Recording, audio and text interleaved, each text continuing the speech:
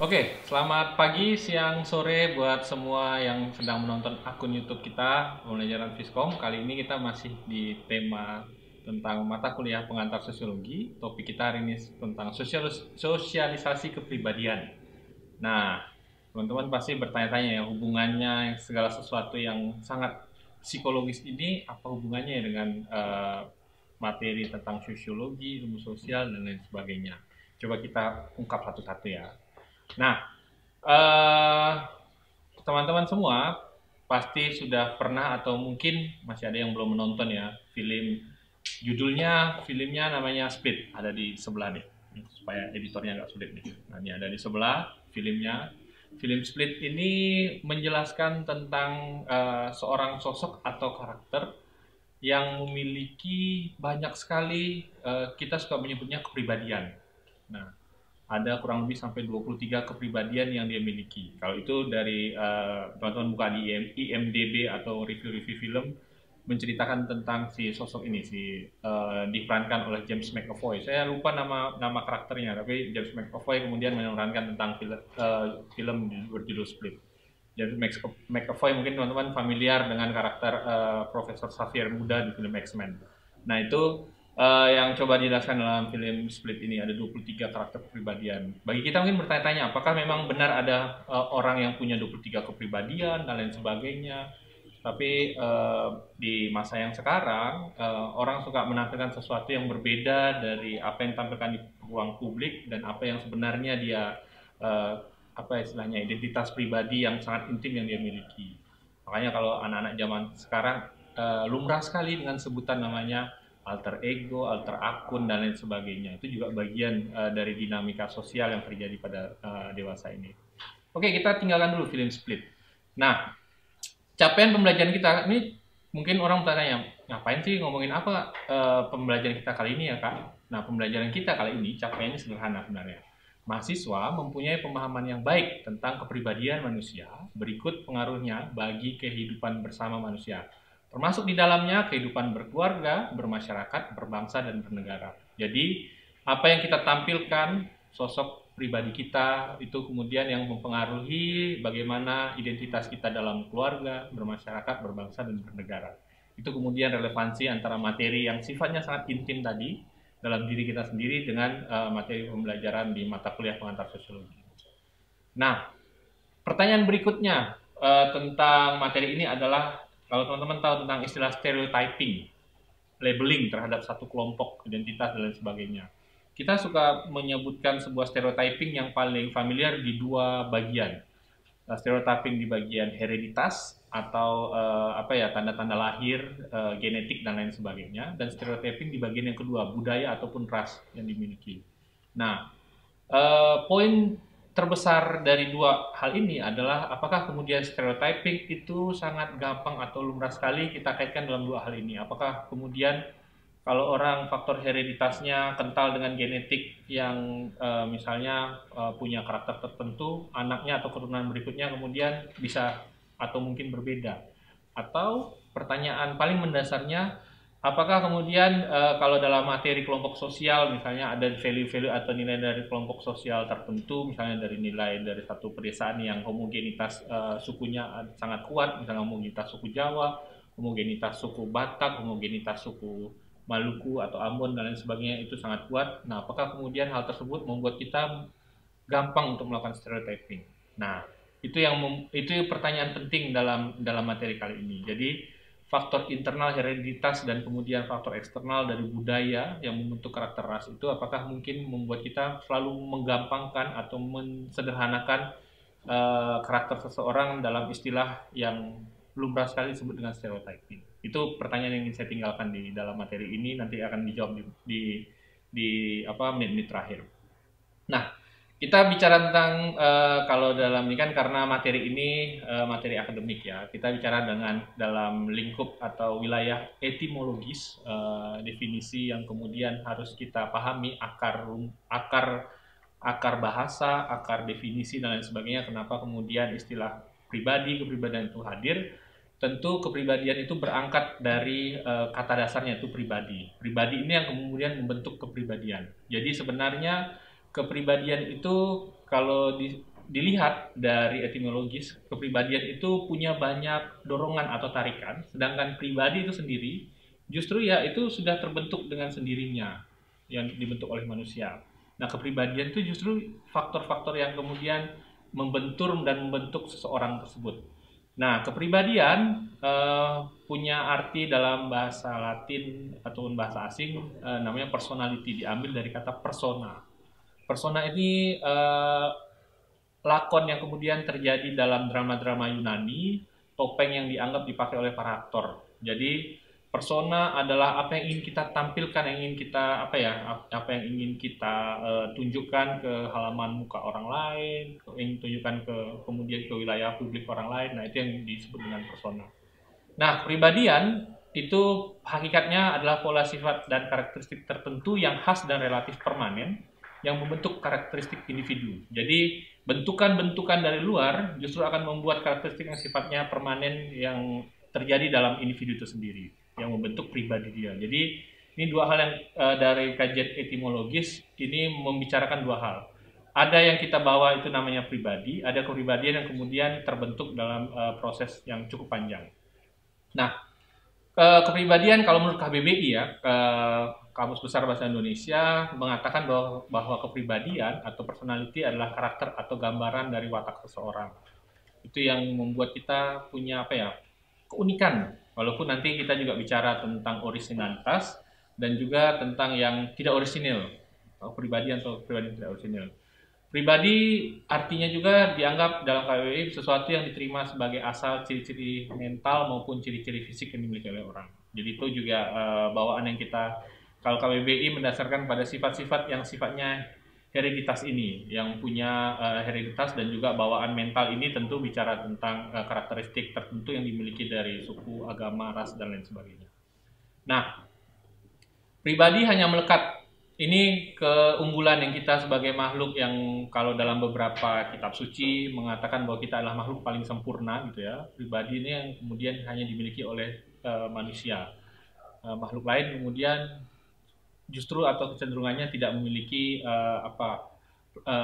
definisi atau pribadi tadi yang melekat pada diri mereka. Nah, itu yang coba ingin dikatakan dalam kajian kita kali ini. Nah, pertanyaan mendasarnya bagaimana kemudian posisi pribadi ini dalam kehidupan bersama. Sebenarnya dalam kehidupan bermasyarakat, kehidupan bersama tentunya konteks pribadi ini unik karena ada kecenderungan bahwa posisi pribadi tadi yang punya sisi internal paling besar gitu dalam diri kita masing-masing. Justru dalam kehidupan bersama kita punya keinginan untuk melampaui kepentingan-kepentingan bersama. Itu kita bicara tentang idealisme dan keinginan dan visi besar yang kemudian ya kalau dianggap tidak sesuai dengan lingkungannya, tidak sesuai dengan tempat dia tinggal, dia kemudian akan membawa ke dalam kehidupan bersama di wilayah yang berbeda.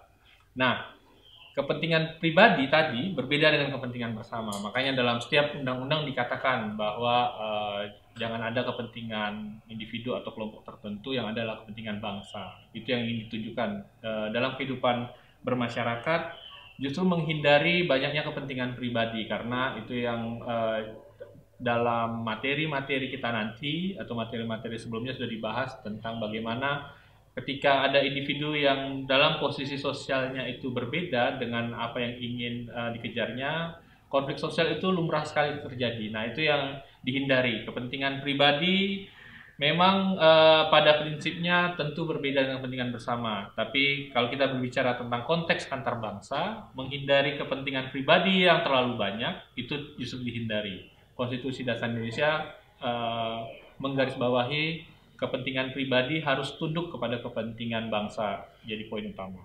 Nah,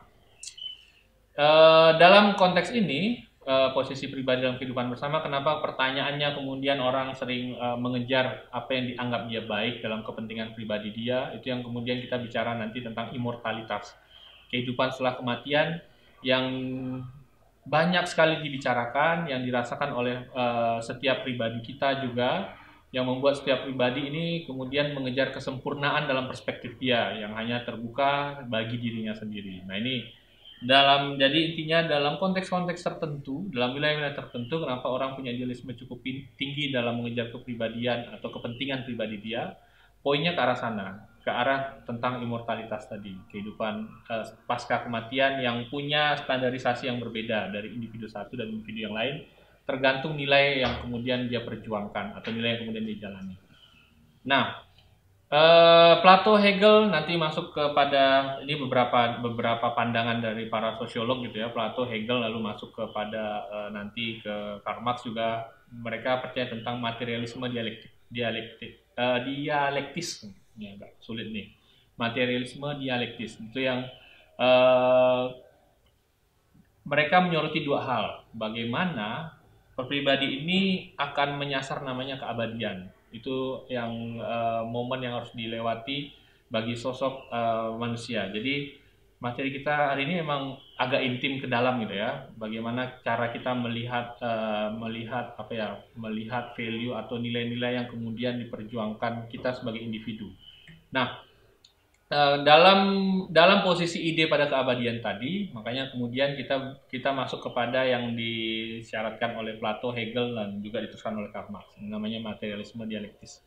Nah, pribadi dikorbankan demi kelompok, kelompok ini kemudian justru juga dalam satu sisi mencair tanpa bekas. Itu definisi dasar dari tadi materialisme dialektis. Pribadi, saya ulangi ya, pribadi kemudian dikorbankan demi kelompok, lalu kelompok itu juga kemudian identitasnya justru mencair tanpa bekas dalam prosesnya. Nah, Plato, Hegel melihat bahwa yang paling konkret, objektif itu justru pribadi. Sebaliknya, masyarakat dalam lingkup yang merupakan kumpulan pribadi-pribadi yang lebih banyak, justru tak lebih hanya sebuah nama untuk menunjuk sebuah asosiasi di antara individu. Jadi, proses terjadinya masyarakat justru membawa hal-hal konkret yang dibawa oleh setiap individu.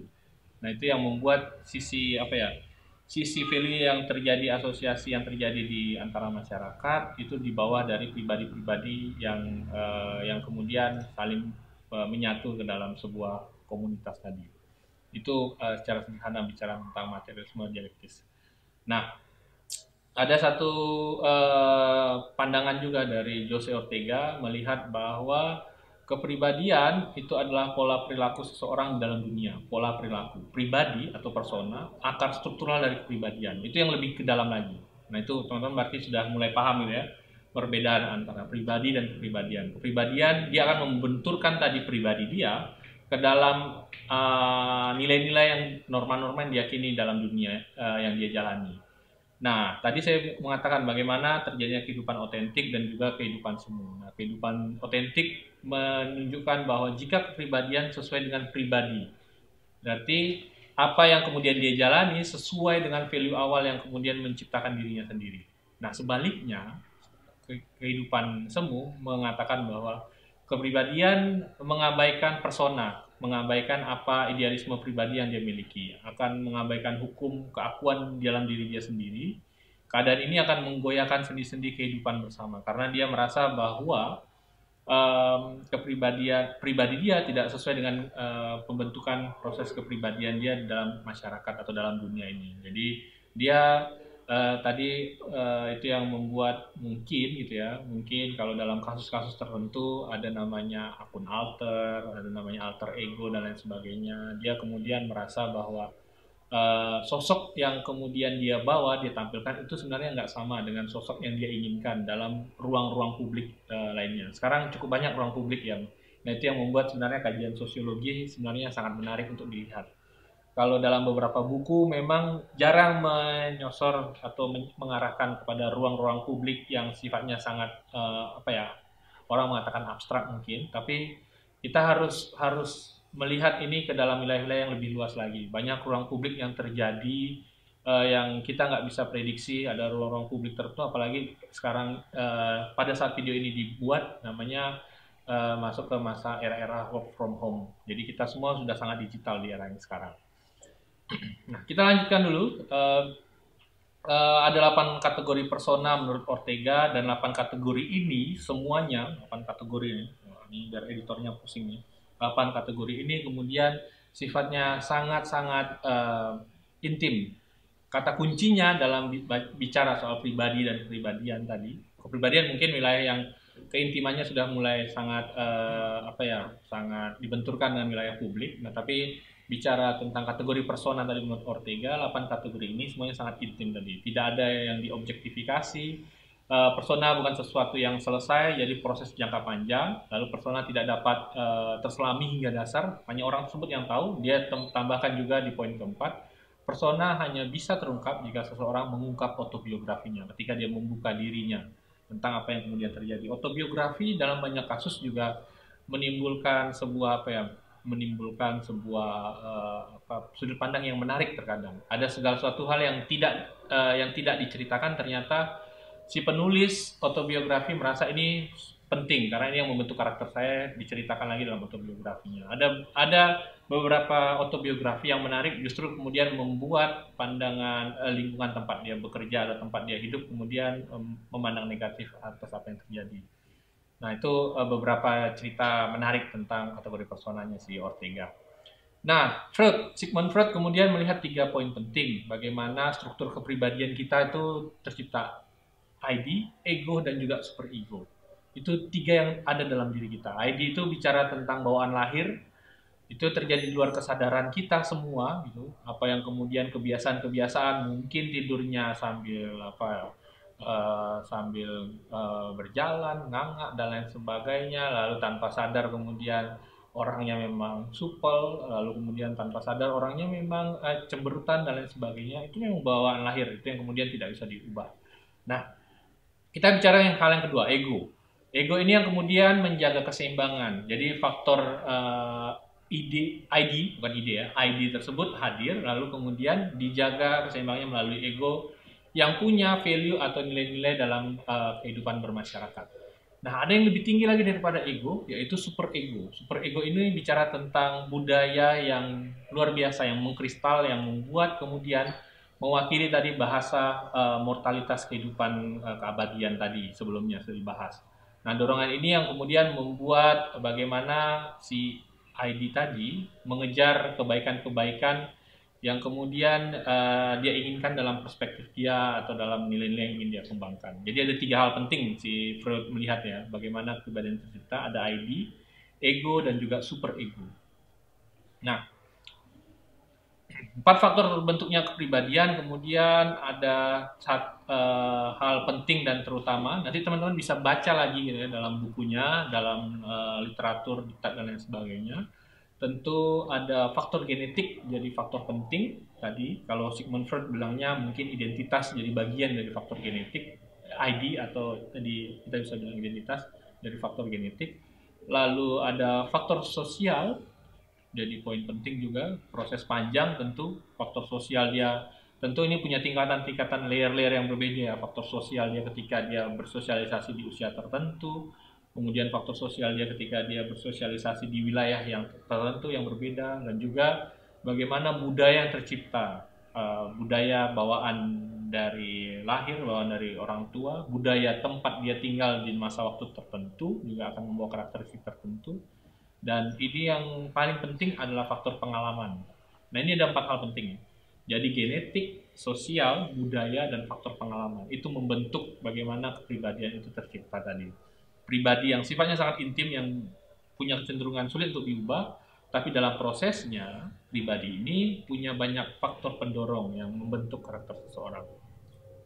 Nah, pertanyaan pentingnya, apakah kemudian kepribadian itu bisa berubah? Kalau kita lihat dalam slide sebelumnya, misalnya pengalaman tentu akan berjalan sesuai dengan seiring waktu dan membuat orang-orang kemudian berubah. Tentu teman-teman pernah menemui kasus atau menemui sebuah keadaan atau kejadian di mana kalian punya teman SD itu contoh yang cukup lama ya. Misalnya nanti kalian punya ini kan kalian mata kuliah pengantar sosiologi ini untuk angkatan-angkatan baru lulus SMA ya, maba-maba. Jadi kalian tentu ketemu sama teman kalian SMA di tahun misalnya 2020. Jadi sama ratakan aja semua di tahun 2020. Lalu kemudian kalian kuliah 4-5 tahun. Nah, kalian ketemu lagi teman kalian yang terakhir kalian ketemu tahun 2020, di tahun 2025 atau tahun 2026. Tentu faktor pengalaman tadi dan budaya yang dia rasakan di dalam dimensi waktu tertentu akan membuat kita merasakan perbedaan dalam kepribadian. Itu secara sederhana tadi dari faktor terbentuknya kepribadian. Nah, pertanyaannya, apakah ada, itu kan proses panjang ya, apakah kemudian ada yang sifatnya proses dengan sangat cepat, kepribadian bisa berubah dengan sangat cepat dalam rentang waktu tidak sampai 5 tahun, tapi 1 tahun, 2 tahun, atau mungkin 30 hari. Nah, kalau dalam literatur disebutkan ada 3 hal penting. Satu, orang tersebut mendapatkan hidayah, mendapatkan apa ya, bisikan-bisikan yang sifatnya transenden. Saya nggak bisa bilang karena ini mungkin tentu wilayah akademik itu wilayah yang kita harus terima dalam segala macam apa ya, keilmuan, norma dan juga nilai. Hidayah atau bisikan-bisikan gaib mungkin kalau bahasa sederhananya, tapi saya bilang itu adalah apa ya, momen transenden yang kita alami. Ada yang memberitahu, ada yang menceritakan, ada yang membisiki. Nah itu di beberapa kasus terkadang orang seharusnya proses hidayah, bisikan dan lain sebagainya itu proses yang sangat positif. Tapi di beberapa kasus yang kita pernah baca atau kita pernah apa ya, kita pernah lihat, biasanya faktor ini suka dibawa ke arah yang negatif. Misalnya dalam kasus pembunuhan, si pelaku kemudian menganggap dia mendapatkan bisikan untuk melakukan tindakan tersebut. Tapi itu saya yakin itu bukan wilayah hidayah tadi ataupun mungkin bisikan transenden yang diinginkan dalam literatur ini. Tapi hidayah tersebut membuat kita menjadi pribadi yang berbeda, dalam tanda petik lebih positif. Nah, faktor berikutnya ingin menjadi teladan. Nah, ini proses panjang nih juga, karena ketika seseorang ada banyak cerita gitu ya. Jadi ada seorang pria kemudian terkenal apa, kalau dalam tanda petik playboy gitu ya, lalu kemudian dia punya anak cewek satu, kedua anak cewek lagi, ketiga anak cewek lagi, tentu kemudian dia merubah 180 derajat dari kelakuan dia sebelum menikah sampai kemudian dia setelah mempunyai keturunan. Nah itu dia faktor tadi, ingin menjadi teladan, karena dia merasa bahwa apa yang dia lakukan, proses panjang pengalaman yang terjadi, dia tidak mau bahwa keturunannya akan mengikuti atau merasakan apa yang dia lakukan. Nah itu faktor teladan tadi. Ini perubahan penting. Kadang anak membawa perubahan pada seseorang. Lah, faktor ketiga, ingin hidup lebih bermakna. Ini biasanya kecenderungannya gitu ya, kecenderungannya terjadi di usia-usia yang menuju ke senja.